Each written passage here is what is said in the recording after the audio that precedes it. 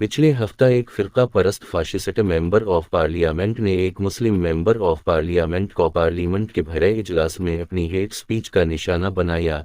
यूं तो इससे पहले भी कहीं ज्यादा शर्मनाक हेट स्पीचेस औरों ने भी की, लेकिन वो पार्लियामेंट के बाहर थीं।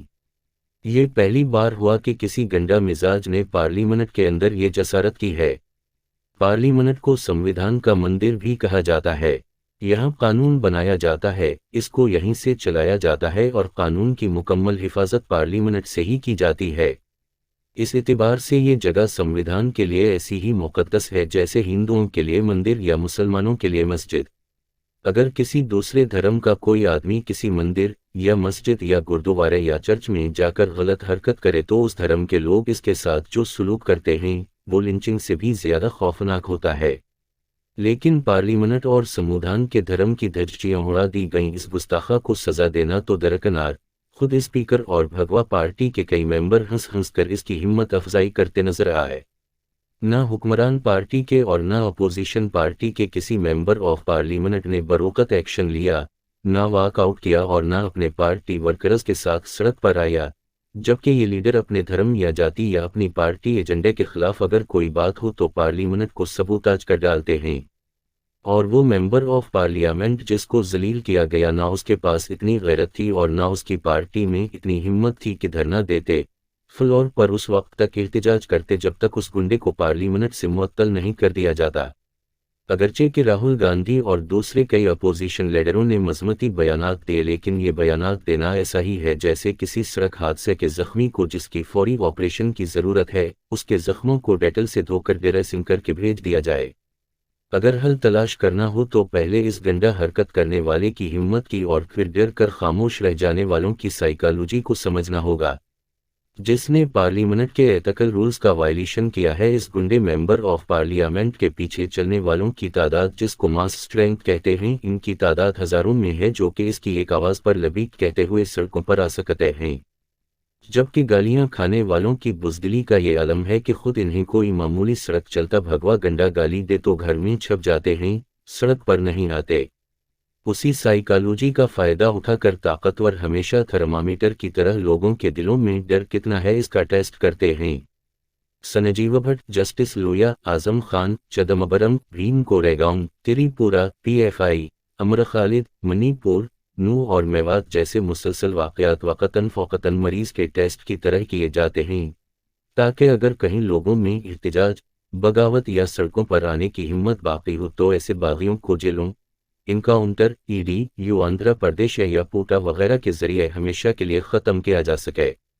ऐसा जिसके साथ भी किया जाता है बुज़दिल सोसाइटी की ये अलामत होती है कि खुद इस शख्स के करीबी लोग भी इसका नाम लेते हुए डरते हैं, इस शख्स का नाम फ़ोन और सोशल मीडिया से भी हटा देते हैं। ये बुज़दिल लोग बातिल ताकतों के वफादार तो नहीं बनते, लेकिन अपनी खामोशी और फरार के ज़रिए बातिल ताकतों को और ताकतवर बनाने में मददगार होते हैं। जबकि दूसरी तरफ बातिल ताकतें धर्म या मजहब के नाम पर अपने अंधा भक्तों की हिमायत हासिल करके अंधा धन दौलत और पावर हासिल कर लेते हैं। फिर फितरी बात है कि पुलिस, फौज, मीडिया, अदालतें, जज और EVM सब इनके पीछे इनकी हिमायत में खड़े हो जाते हैं, क्योंकि सबको अपनी अपनी नौकरी और प्रमोशन की हवस होती है। जब इतनी ताकतें पीछे हाथ बांध कर हुक्म का इंतजार कर रही हूं तो एक मर्द तो क्या एक हेजड़ा भी इतनी हिम्मत पैदा कर लेता है कि पिस्तौल हवा में लहराते हुए पुलिस वालों को अतराफ लेकर गोली मारो सालों को कहते हुए खुलेआम फिरता है। दूसरी अहम नफ्सियात ये समझिए कि ये मामला हिंदू मुसलमान का नहीं है, ये पावा और पावलस की जंग है जो रोज अज़ल से चली आ रही है। करबला में दोनों तरफ कलिमा पढ़ने वाले ही थे। Pakistan, Bangladesh, Iraq, Iran, Saudi और यमन, सूडान के दोनों मुतहारिब ग्रुप्स, तुर्क और अरब, ये सारे वही कलिमा पढ़ने वाले लोग थे जिन्होंने एक दूसरे का ब्लडशेड किया। दूसरी तरफ हजारों बुद्धिस्टों का कत्ल हुआ, मराठों ने 4 लाख बंगालियों का कत्ल किया, मराठों ने ही साउथ की मनदरें लूटीं। हिंदुस्तान में मुसलमानों के दाखिले से पहले तक हर रियासत एक दूसरे के खिलाफ कत्ल व गारतगरी कर रही थी। ये तमाम मिसालें हैं कि दोनों तरफ उसी राम को मानने वाले थे। उसी तरह चाइना स्क्वायर पर टैंकों से अवाम को कुचल दिया गया, हर दो तरफ चीनी थे। پہلی اور دوسری جنگ عظیم میں اکثریت جو ایک دوسرے کو قتل کر رہی تھی وہ ساری عیسائی تھی۔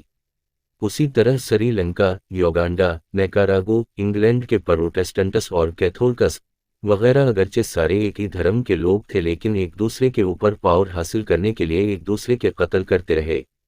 یہ سلسلہ قیامت تک چلنے والا ہے۔ سوال وہی آتا ہے کہ حل کیا ہے؟ کیا کبھی کمزوروں کو بھی طاقت حاصل ہوگی؟ کیا کبھی طاقتور شکست کھائیں گے؟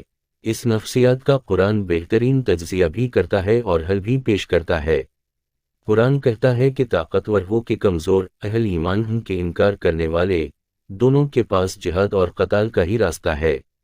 سورہ نساء آیت 76، جو ایمان والے ہوتے ہیں وہ قتال کرتے ہیں اور جو انکار کرنے والے ہوتے ہیں وہ بھی قتال کرتے ہیں۔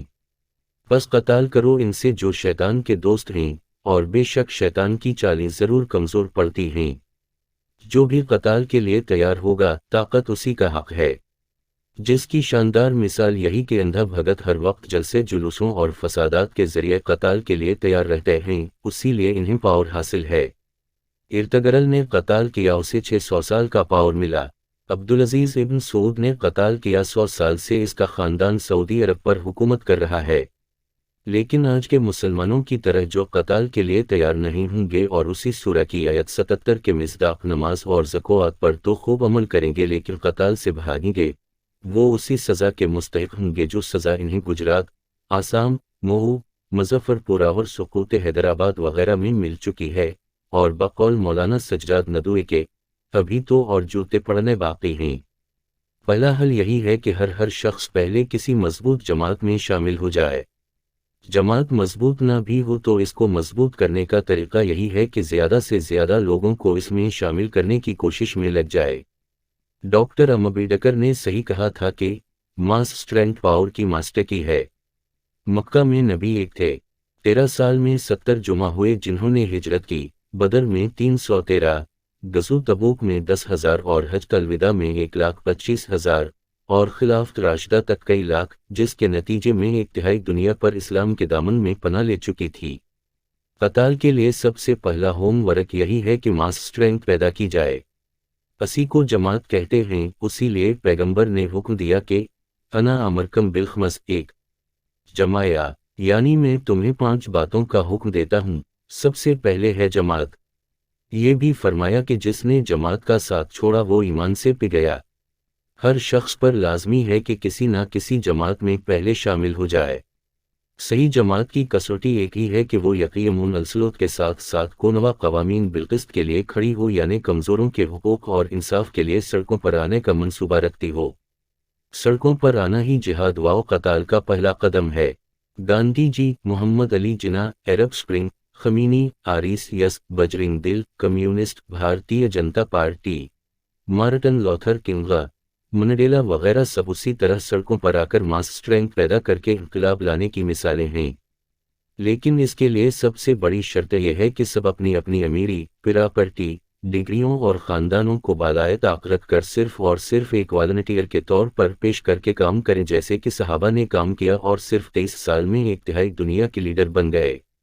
RSS اس کی دوسری زبردست مثال ہے جس نے جماعت کے بنیادی اصول پر کام کیا، اور ان کے تمام ارکان قابل تعریف ہیں جنہوں نے اپنی اپنی قابلیت اور انا کو بازو ہٹا کر صرف ایک والنٹیئر کی طرح کام کیا اور آج بھی کر رہے ہیں۔ تاریخ یہی بتاتی ہے کہ بہترین والنٹیئر ہی بہترین لیڈر بنتے ہیں۔ لیکن امت کی ٹریجڈی یہ ہے کہ جو ایجوکیٹڈ مدرسوں کے فارغ یا اہل سلسلہ ہیں وہ تو خود ساختہ لیڈر، دانشور، عالم کل ہیں ہی، لیکن جو آٹو والے، میکانک، سیلزمین یا فقیر بھی ہیں وہ بھی اپنے آپ کو بہت بڑے دانشور اور لیڈر سمجھتے ہیں۔ ہر وقت مشورے، تبصرے اور اعتراضات کے انبار اپنی جیبوں میں لیے پھرتے ہیں۔ سارے امام ہیں، مقتدی کوئی نہیں، کوئی انصاف کو قائم کرنے والے گروپ کو اختیار کرنے اس لیے تیار نہیں کہ ہر گروپ اس شخص کے مسلک، عقیدے، سوچ اور مشوروں کے سامنے اس سے بہت چھوٹا ہے۔ پاور ہر شخص کی خواہش ہے لیکن اس کے لیے وقت لگانا، جہاد و قتال کے لیے تیار ہونا، جیب سے مال نکالنا اس کے لیے ناممکن ہے۔ شادی بیاہ پر تو لاکھوں خرچ کرے گا، اس کے لیے گھر بھی بیچے گا، بھی مانگے گا، لیکن انصاف کو قائم کرنے والی کسی گروپ میں شامل ہو کر اپنے جان و مال کا نذران دینے تیار نہیں ہوگا۔ ایسے قوم کے لیے دوسرا حل یہ ہے کہ قانون نے ووٹ کا جو انتہائی طاقتور ہتھیار دیا ہے کم سے کم وہ تو استعمال کرے۔ یہاں بھی مسئلہ یہی ہے کہ مسلمان ووٹ ڈالنے گھروں سے نکلتے ہی نہیں، اگرچہ یہ کہ مسئلہ دوسروں کے ساتھ ہی ہے۔ ایس سی جیتنے والا ہو تو بی سی یا ایس ٹی ووٹ ڈالنے نہیں آتا، مالا کھڑا ہو تو مادیگا یا ولما اس کو ووٹ ڈالنے نہیں آئے گا۔ برہمن کو ووٹ ڈالنے تو ہر نچلی ذات آئے گی، لیکن کسی نچلی ذات کو ووٹ ڈالنے برہمنوں کی اکثریت نہیں آئے گی، لیکن پھر بھی ان کی اوسط ووٹنگ 50 سے 60% ہو ہی جاتی ہے، لیکن مسلمان مشکل سے 20-30% گھروں سے نکلتے ہیں۔ دوسرا مسئلہ یہ ہے کہ اگر کسی علاقے سے مسلمان کا جیتنا یقینی ہو تو وہاں کئی بے ضمیر، بے حیث اور لالچی مسلمان ووٹ کاٹنے دوسری پارٹیوں سے پیسہ لے کر یا اپنی لیڈری چمکانے کی حرص میں کھڑے ہو جاتے ہیں، جس کے نتیجے میں کوئی بھی 100-2 کروڑ خرچ کرنے والا جیت جاتا ہے۔ اگر 100% مرد اور عورتیں یہ فیصلہ کر لیں کہ انہیں ہر قیمت ووٹ ڈالنا ہے تو ملک میں پاور کا نقشہ بدل سکتا ہے۔ یہ صحیح ہے کہ موجودہ جمہوریت بھی ایک ناکام طرزی حکومت ہے، اس سے کوئی انصاف قائم ہونے والا نہیں ہے۔ اسی کے ذریعے جتنے لوگ پاور میں آتے ہیں ان میں آدھے سے زیادہ لوگ کرامس اور مقدمات میں ملوث ہوتے ہیں، لیکن ان کو ہٹانے کے لیے بھی تو وہی کورس کرنا پڑے گا، یعنی سڑکوں پر آنا، ایک جماعت بننا اور ووٹ کا بھرپور استعمال کرنا۔ یہی تو اس جمہوریت اور سیکولرزم کو بچانے کا آخری راستہ ہے۔ کچھ لوگ یہ بھی کہتے ہیں کہ جمہوریت حرام، ووٹ حرام، صرف خلافت جائز وغیرہ وغیرہ، لیکن سال ہا سال سے یہ فکری نادانی ہو رہی ہے۔ خلافت کے لیے بھی ماس اسٹرینگ چاہے، وہ کہاں سے آئے گی؟ اس لیے جو ذریعہ یعنی ووٹ موجود ہے، اس سیڑھی کا استعمال کر کے تو پہلے اپنی شناخت، اپنی حالت اور تھوڑا بہت پاور چاہے خیرات میں ملے اسے حاصل تو کیا جائے، ورنہ اس وقت تو نہ کوئی نیشنل پارٹی آپ سے بات کرنا چاہتی ہے، نہ آپ کو مائنارٹی سیل سے آگے بڑھا کر نیشنل لیڈر بنانے تیار ہے۔ کیا آپ اس وقت کا انتظار کرنا چاہتے ہیں جب آپ سے ووٹ ڈالنے کا بھی حق چھین لیا جائے گا؟